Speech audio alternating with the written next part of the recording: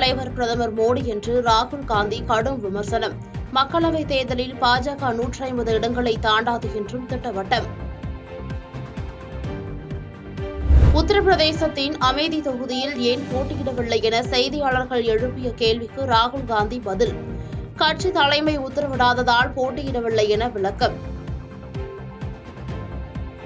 2021 சட்டமன்ற தேர்தல் அறிக்கையில் கூறப்பட்டவற்றில் 98% நிறைவேற்றப்பட்டதாக முதலமைச்சர் மு.க.ஸ்டாலின் பொய் சொல்லிக் கொண்டு பிரச்சாரம் செய்கிறார்.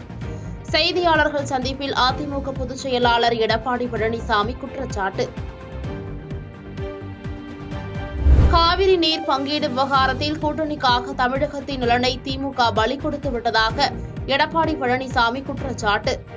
மேகதாது அணை கட்டப்பட்டுவிட்டால் தமிழ்நாடு பாலைவனமாகிவிடும் என்றும் பேச்சு. பிரதமர் அடிக்கடி தமிழ்நாட்டிற்கு வந்து செல்வதனால் எந்த பயனும் கிடையாது என இபிஎஸ் கருத்து. மத்திய அமைச்சர்கள் தமிழகத்திற்கு வந்தபோது அவர்கள் துறையில் எதையாவது திட்டத்தை தொடங்கி வைக்காமல் தற்போது வாக்கை மட்டும் குறிவைப்பது வேதனை அளிப்பதாகவும் பேட்டி. அதிமுகவை அழிப்போம் என்பது வெறும் கனவு, வெற்று வார்த்தை என எடப்பாடி பழனிசாமி கருத்து. தனிக்கட்சி ஆரம்பித்து டிடிவி தினகரனிடம் எப்படி அதிமுக போகும் என்பதே தெரியாமல் அண்ணாமலை பேசுவதாக பதில். நயினார் நாகேந்திரனை தகுதி நீக்கம் செய்த தேர்தல் ஆணையத்திற்கு உத்தரவிடக் கோரிய வழக்கு நாளை விசாரணை நடத்துகிறது சென்னை உயர்நீதிமன்றம். பாஜக அளித்த வாக்குறுதிகளை நிறைவேற்றவில்லை என்று எடப்பாடி பழனிசாமி குற்றச்சாட்டு. தமிழ்நாட்டிற்கு வெள்ள நிவாரணம் வழங்காமல் மத்திய அரசு வஞ்சித்ததாகவும் விமர்சனம்.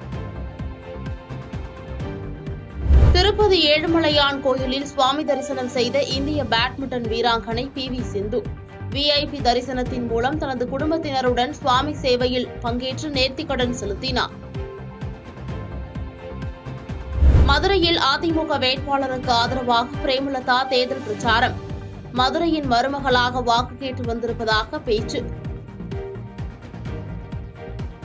திண்டுக்கல்லில் பாமக வேட்பாளர் திலகபாமா பரப்புரை மேற்கொண்ட போது கள்ளத்தனமாக குடோன் ஒன்றில் மது விற்பனை செய்த குடோனை பாமக வேட்பாளர் சிறைபிடித்து தரையில் அமர்ந்து போராட்டம். கோத்தகிரி பகுதியில் திமுக ஒன்றிய செயலாளர் நெல்லை கண்ணனின் சொகுசு காரில் தேர்தல் பறக்கும் படையினர் சோதனை. 8,59,000 ரூபாய் பணம் பறிமுதல் செய்து நடவடிக்கை. பாதகம் செய்பவரை கண்டால் நாம் பயங்கொள்ளலாகாது பாப்பா. மோதி மிதித்து விடு பாப்பா, அவர் முகத்தில் உமிழ்ந்து விடு பாப்பா. அண்மை செய்திகளை உடனுக்குடன் தெரிந்து கொள்ள இணைந்திருங்கள் இயம்நாடு தொலைக்காட்சியுடன்.